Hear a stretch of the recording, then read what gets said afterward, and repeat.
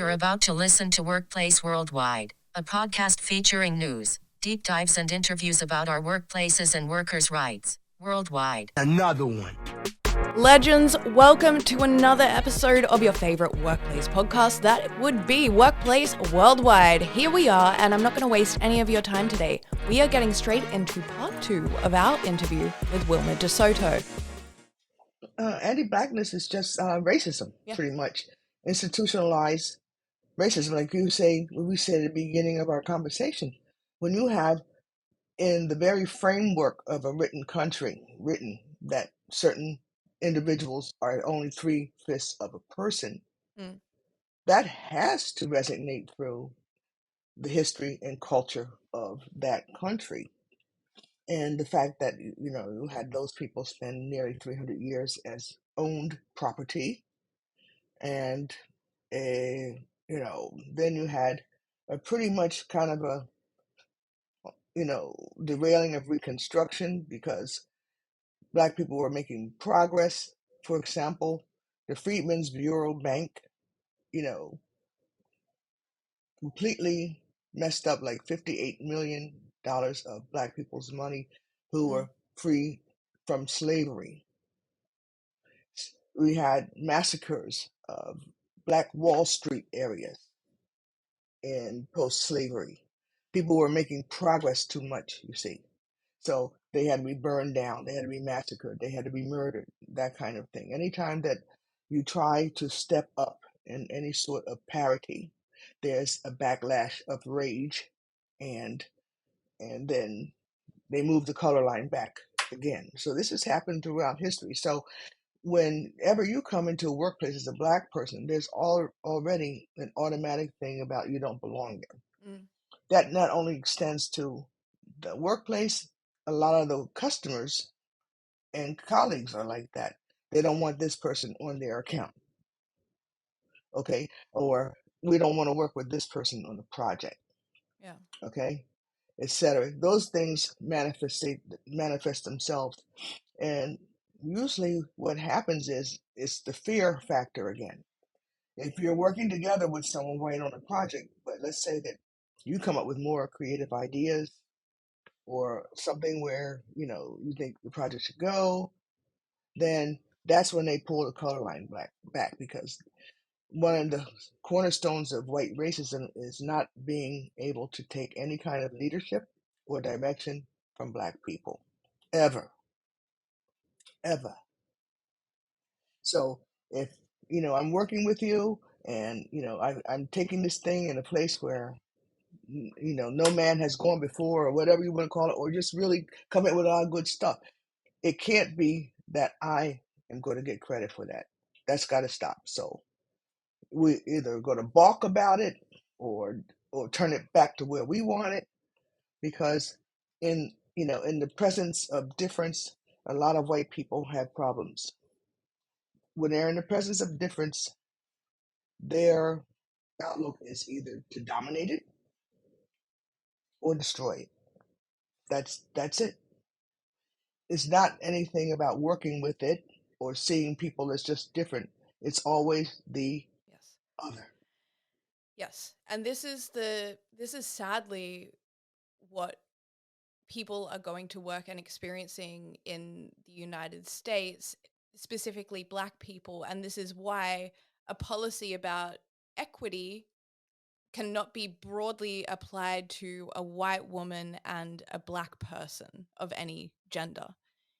It needs to be specifically addressed what these actual equity issues are, because the equity issue of a white woman like me and any Black person is very, very different. The policies are going to serve us in different ways. And what can be done about that? Exactly. In 9 out of 10 companies are white people, or at the very least, they're certainly not Black people, right? So I also feel that it's and correct me if I'm wrong here, but would you say that it's very much like 2 steps forward, 1 step back is a good analogy? Because like you said, anytime there's a little bit of social movement, a little bit of power, we see Black excellence. We see the fruits of this community, it has to be immediately stripped back and taken away. Yes, that's exactly the phrase that a lot of Black people use. 2 steps forward, 1 step back. And I put a book on my resource list there called White Rage. And that really explains that phenomenon very, very well. So even if you look at the history, there's another book that's on that list that I've included called Anti-Racism in U.S. History, the First 200 Years. Mm-hmm. This is something that is never taught in schools. How many white people were anti-racist in this country the first 200 years? It's not something that a white supremacist hierarchy or country wants white people to emulate. Therefore, you don't hear about them in classrooms, you don't hear about them in universities. The only white anti-racist that you do hear about was John Brown, who was hanged at Harper's Ferry, West Virginia. And I forget, 1848, something like that. But don't quote me on the date. But he's only portrayed through American history as some kind of nutcase. And, they were kind of like nursery rhyme stories that were made up, for kids to chant about John Brown's body and that kind of thing. And it was sang to the tune of the Battle Hymn of Republic, which was written by Julia Ward Howe. But that is linked to Lincoln, Abraham Lincoln, the one who signed the Emancipation Proclamation and was ultimately murdered for his trouble.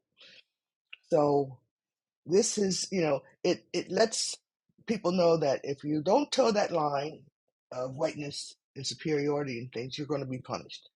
You're going to be drummed out of the white circle, or I don't know how to prove it, but drummed out of whiteness. You're a race traitor. You got to uphold the company line, or else, we're going to kill you. We're going to, dox you. We're going to disenfranchise you, whatever. So, I mean, the is that too harsh? I'm sorry. No, it's not harsh at all. It's poignant, and it needs to be taken. It's with some, like earnestness. A lot of these anti-racist whites were persecuted. Yeah. And even if you go to like a motion picture, like Amistad, like that one, you see the abolitionist women there, and they're all portrayed wearing in black and banging tambourines and stuff, like a bunch of nuts. They're not portrayed as people who are doing something important and extraordinary. But yet you see around the country statues of slaveholders and plantation owners and people who mutilated black people, like that. I think they took that statue down in New York City, the quote father of gynecology, and the terrible things that they did to black women to establish the quote science of gynecology. Even the Tuskegee experiment on syphilis and things like that, the things they have done. I mean, Retin-A was developed through uh, Dr. Krigman experimenting on black prisoners at Graterford Prison here in Philadelphia. I mean, it's, then no wonder people get kind of leery about medical science and things, Absolutely. My own experience, and my sister and my mother, um, I have pernicious anemia, okay, and my sister had it, and that's an autoimmune disease that runs in people of Scandinavian descent, okay. Now, when you come up like that and you have that as a black person, it's like, what the hell, you know, this can't be right. Now, I had my DNA done, and lo and behold, I have quite a lot of Scandinavian DNA, which is weird. I never knew that. I have quite a lot. Nearly, I would say almost 30%, believe it or not. Okay, I don't know which way it came through, whatever, but that's what the data says. Okay, can't help that. So when you have these diseases that are found among the whitest of white people, or side effects that we also get in my family that happens in a low, very low percent of white people. The medical establishment doesn't believe you, okay? They don't believe you, and they don't treat you that way. It's like, it's all in your head. So even just to get proper health care Yeah. is a struggle. You got to advocate for yourself.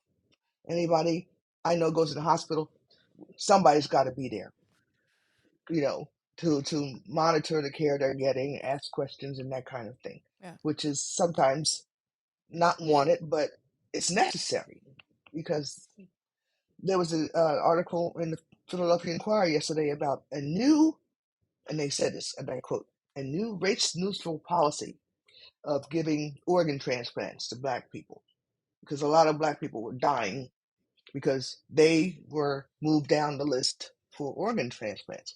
So now there's, quote, a new race neutral policy at one hospital here located in Philadelphia. And it was in the Philadelphia Inquirer yesterday. You can Google it, you can read it yourself. Mm. Mm. So it's a struggle. Everything that you do is, you have to be aware of those things constantly. And it causes a lot of psychic stress. I really can't imagine, and I think that it touches back on what you were saying earlier as well, that every part of the life and every part of the experience is ultimately, you have to be, you didn't use these words, but you're on the defense. You have to put in all these extra mechanisms into place that people otherwise do not have to do, and you're also, I can sense that there is times when, okay, this policy goes into place. My first question is, well, which white person is congratulating themselves about that? And why aren't we talking about why we needed it in the first place on that macro level? That was what you were Yeah. talking about before. Why aren't we having that conversation? Because when it's manifesting in every area of your life, you have to have it, No. Yeah. but it's constantly denied, constantly. But a lot of people you'll see in the street or whatever have that going Yeah, all the time. We all do. yeah, And I think that's a lot of where people get their fear of us. yeah. Because if they were treated that way, they know how they would react. Oh, And and they sometimes they don't understand why we're not behaving in that manner. And this interesting trend where it's cool to be an ally. It's great to be an ally. It's great to have BLM on your Instagram profile. Uh, and, in the public domain, we're seeing this more and more. And I'm really curious your thoughts, because this is just my theory and I don't live it like you do. But when I see that kind of stuff, I see it as like a little free pass to kind of still be racist, to not do the work, to not make the changes. If you've got a marketing executive with BLM in their bio on their page, right? They say, they're supporting it that way, but will they bulk and become uncomfortable and hostile when the idea of having an anti-blackness policy in a diversity policy comes up? Can you share, going deeper beyond that idea, how exactly this type of performative allyship, and just also, just in general, white people, all of us, how this is harmful and counterproductive to conduct yourself like this in the public domain, and the harm that it may do to someone like you, and also the places where you work. you know, unlearning this is, for white people, is a lifelong struggle because it's so embedded. So they put up a lot of flags and window dressing. So as to say, well, see, that's not me. I'm not like that. Yada yada yada. You know, but they never get down to it. Now there's a resource I put on the page I sent you called The Cost of Doing Business. Okay?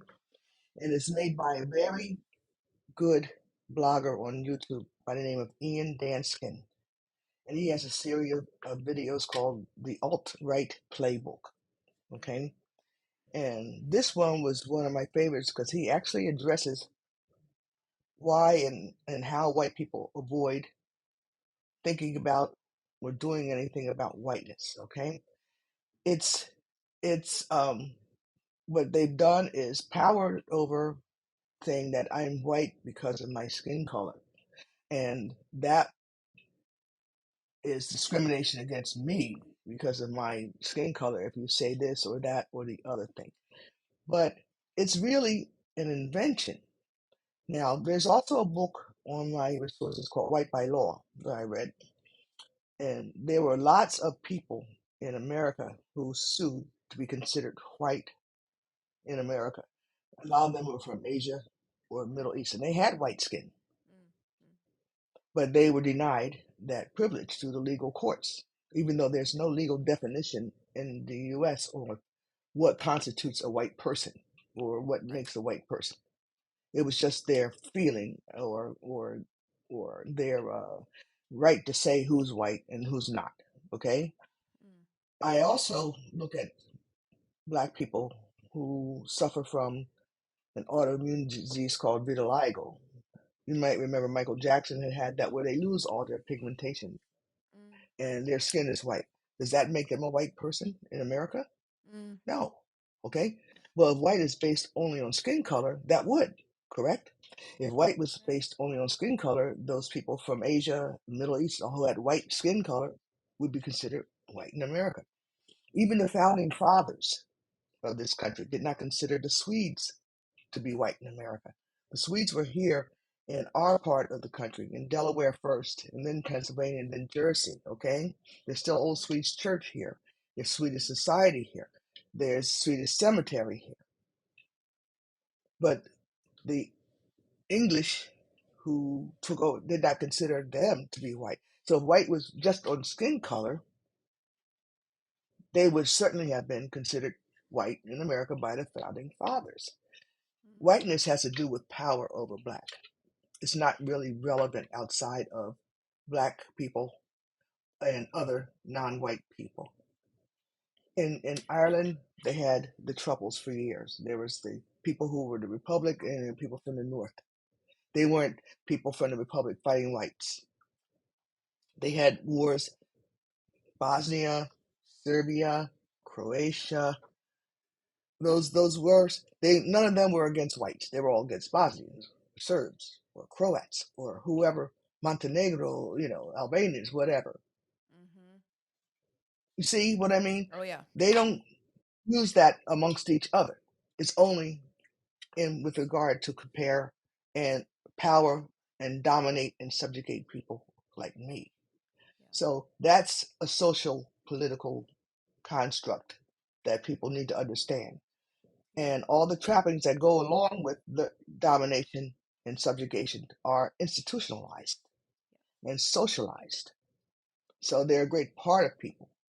So to actually find white people who really are going after racism and anti-blackness, there's a lot for them to learn and unlearn.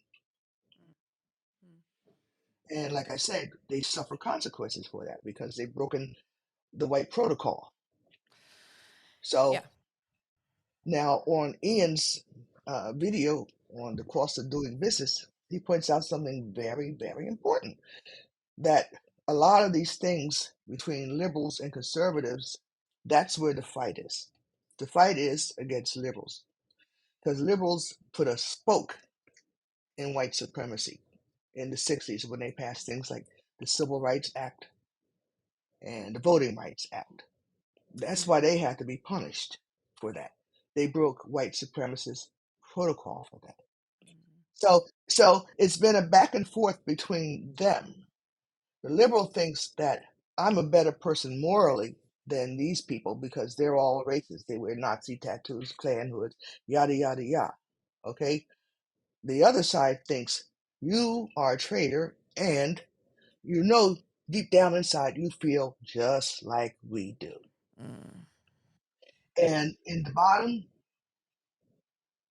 there's the people who are the collateral damage: black people, brown people, immigrants. It's not done to help them. The fight is between one faction of whites and another faction of whites. Yeah. We're just collateral damage at the bottom. And they both are trying to get what they want. It's not anything about what we want or what we need. Yeah. Yeah. And, you know, I think it's clear as day, because if you look at since 2016, the way politicians have run, right? They're always speaking to the black community.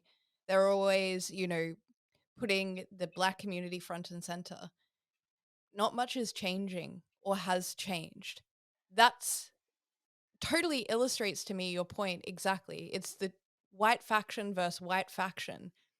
And you can't deny It's that white it's supremacy. 100%. And you can't deny that it's that there's nothing more oppression, collateral damage for the community that suffers from it. And Now there are white anti-racists, but but even they can have an issue when you get down to the real nitty-gritty of things and don't want to accept it. But there are, and I guess like Ian says, they're the white people we had the best shot at. But the liberals and the alleged liberals and conservatives, no shot. And it's all about them. It's not about us at all. It's very hard. And I understand it's very hard, especially when Donald Trump said on January 6th about taking down those metal detectors. They're not going to hurt me. mm, That's really what it's about. They're not going to hurt me. I'm going to be all right. I'm white. Okay? So why should I destroy all that privilege that I have and freedom and stuff, to help these people? yeah, Do I yeah, really want to go there? And that's why things don't change. And see, most liberals don't want to really go there. They really don't. They claim to be allies. And yeah, going back to an earlier point I made about that book about anti-racism in U.S. history, the first 200 years, they're yeah. not taught how to be that. There's no example for that Mm, through history.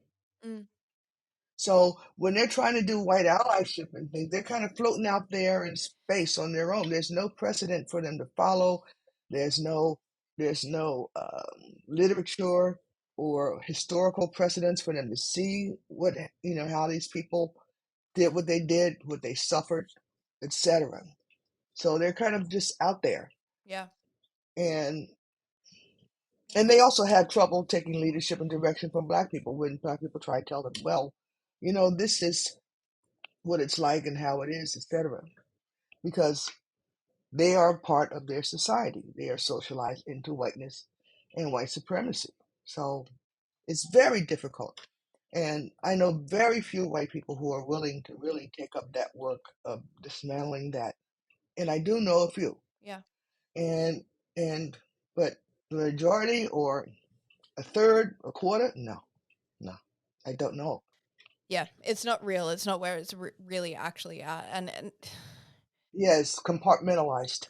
yeah, it's paying enough into the basket that's being passed around the church to feel like you've done enough, and then calling it a day. Kind of, it's classic whiteness, because it's the best of both worlds. It's having the cake and eating it too. I don't like racism, but I'm not going to live an anti-racist life or fight for anti-racist things. One of the ideas that I had going into this was to talk about, well, this law and that law and this, and what could be changed, in a utopian world. What does the United States of America look like? And I'd be feel pretty fucking dumb to ask that question after this conversation. So I'd like just to know, A, is that route viable at all, going down that route of having the government do things? Or what is your perspective on that? Sort of understanding now, we've talked about how much things don't change and what the power structure is. So what are Yeah, your thoughts and it's a sticky observations? wicket. It's a sticky wicket Sticky wicket. It is. because Yeah. eh, there have been some initiatives of government that did Yeah. Okay. helped, So you can't say that nothing has helped. But if I go to sell my property Mm. and I'll have a white friend come with the appraiser, Mm. not me, Yeah. because I will get a lower appraisal. So, Yeah, of course. and it's a sticky wicket. Like I said, this is hard for white people. It's not easy. I don't tell them, oh, well, just do this and then you'll be anti-racist. It's Mm. very difficult, and there's a lot at stake. To lose those perks of whiteness is very detrimental to them. Mm. Okay, and a lot of them can't face it. So, or even see that they need to face that. Yeah. So when you got something that people don't even see, don't want to hear, don't want to do, it's a very sticky wicket. How do you get there? Yeah. So that still leaves the onus on us to kind of do what we need to do to survive, and Mm. maybe even a modicum of success. And a lot of that had to do with public education, which is under attack because Yes. of that reason. Yes. Yeah. That's what my opinion is. That's why it's under attack, because Yeah. um, too many people got through with black teachers and things and were able to succeed in a society that hates them. Yeah. Okay? That's got to stop too.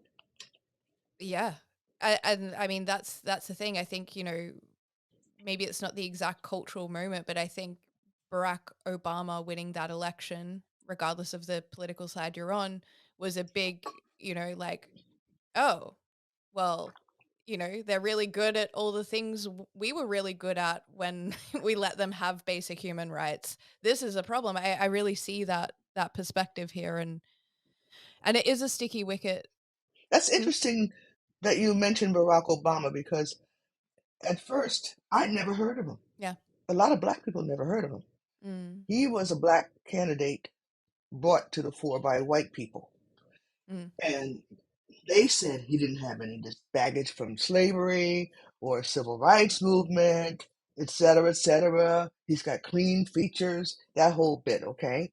But like somewhere along the line when he was elected, they realized that he was actually black, and he Yeah. was married to a black woman, okay? And they got black people in the White House, and they went into a state of shock and frenzy and have been there ever since. Wow. I mean, that's as clear cut as it can get, and it's yeah, it's a really well illustrated point. What would you want to say or leave audiences with after such a lengthy and broad conversation about Black people in workplaces, Black people in America, or anything that you think is worth ending this with? Our organization, National Workplace Bullying Coalition, is really about having dignity at work and enforcing legal things on the books and passing new laws. That Mm-hmm. what Tony and Hershey and I were trying to do was bring awareness to the group that there's another aspect to workplace bullying, and maybe so I give the organization a lot of credit for hearing us out and maybe giving us an opportunity to work together to try and provide a place where people can go when Yes. they have this disrespect and slights, because that's usually what it is. It's disrespect for who you are as a person, your accomplishments. I mean, one of my colleagues, former colleagues on that board of National Workplace Bullying Coalition, was PhD, and she was told at her job that the PhD that she got wasn't as good as others. And I'm thinking, oh, okay, well, that's no. They question every Yeah. credential, et cetera, et cetera. Disgusting. And like and I've seen this the look of shock on people's face when I said I'm I went to Oberlin and Oberlin Conservatory and all, because that's a very wealthy private liberal arts college. You go to those ruling class schools, which are Ivy League or those top private liberal arts colleges, and people are like, oh, like yada yada. You see, you see the reactions, of people, Yeah. and and Yeah. so I think we're trying to get this aspect of workplace bullying included in general Mm. workplace bullying, and not just harassment of women or people who have gender issues or whatever. There's nowhere for us to go, and all of the above pile on us. Not just the one power structure. All of the above. Yeah. Yeah. Yeah, there's a very good Harvard PhD thesis by a late friend of mine, Noel Ignatieff, called "How the Irish Became White," and you can download it on for free on the internet. It's a PDF thing, but it details the ethnic people who've come over, and especially the Irish, but Mm-hmm. particularly, Mm-hmm. but how they've all come over into it's already a racialized society because you've had more years of slavery than not, okay? But they all come over and they know that no matter what station or class they were in their country of origin, that they're not going to be me in America, Yeah. and they're going to take steps for that. So we have all that standing on our heads, Mm. and there's no place to go. Like I said, there was no research, there's no real knowledge about it. So what we're trying to do is make people aware of how that is part of the whole, and it's hard to escape, which is why it's so difficult for white people. I'm not saying, oh, go and do it, because it's really, really hard. And I know what you're up against if people try, Yeah. and people will find out. And that book about anti-racism in U.S. history, it's good chronology. But that's what we're trying to do. I'm happy that NWBC even listened to us and is trying to work with Yeah. us. They're a great group of people. Mm. Yes. And I think that's a great way that people can sort of connect with the core of your work that you're trying to do, which is bring this awareness into this space. And like you say, there is nowhere for you to go. So naturally, the labor is falling upon you to create that place to go. But I think that if people are listening to this and they're really wondering, about how hard it will be and all these difficult things, these types of organizations are where you will find people doing the work day to day. And there are ways to assess these organizations and try and get involved. And I think the biggest takeaway, like you said, for white people, I am literally one, if not one of the whitest. And it really comes down to, like you say, yeah, it's hard and difficult. But one thing that just an example that I always bulk at is like when I see other white people, there's no black person around and they're talking about it. Oh, but I don't want to bring it up to our boss. He sends a inappropriate meme in the work chat. I don't want to talk about it. I don't want to talk about it. It's going to be really difficult and awkward. It If you feel that way as a white person, immediately maybe step back and think about how the person that experiences that oppression may feel, and that the consequences for you having that awkward conversation are going to be substantially less than a black person having to do it. And that would just be the one tiny little thing that we can start our days with and our processes with just trying to make the more immediate a little better if you are in a position to do so, not risking your life or things like that, but being realistic about what your contributions and actions make. And then, as you say, in the broader scheme, really understanding that dynamic of black versus white and where it's come from and how it's conditioned us. Yes, let's not forget how part of that conditioning is to ignore pain and suffering of those people. Yeah. Yeah. That's a huge part. So it really is difficult because when someone brings it up, then it's like, oh, it's all in your mind, or it's not that bad, yada yada. So even if I do hear about pain and suffering, I'm just going to blow it off, that kind of thing. So you have all that going against you and interfering with any attempt to try and rectify or ameliorate the condition. Yeah. So it's tough. Yes. But, I hope I didn't scare people or anything, And it's refreshing to have a conversation that's not people dancing around each other and dancing around the heart of the matter. This is the heart of the matter that you're getting to here. And at the end of the day, we may not know the solution, but we still don't fully understand the problem. And I think that's what we've got to really get at. And can I just say, not on a faux hopeful note, but the best possibilities for humanity and for society we haven't imagined.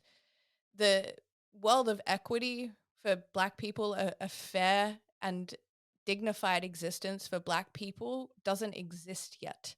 No one has thought of it in real practical terms yet.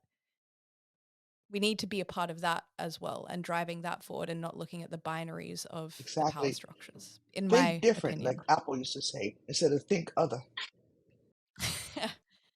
Yeah.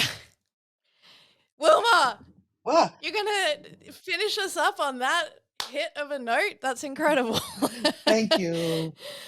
We have in the show notes every way that you can connect with Wilma's work and the organizations that she's working with. And to be honest with you, I don't think this is the last time we'll see you, because I need to do a podcast with you on that militant activist badass teachers Facebook group and the whole genesis of that organization, because I think there's a lot of interesting stories in there. Yeah, I'll ask my colleagues, maybe, if they want to do something as well, because, it's tough. Oh, yeah. There's a lot against us. Yes, it's very, very tough. Yeah. But I'm happy with the work that we're doing, and I'm just trying to carve out that niche and just make people a little more aware. That's just plant a little seed.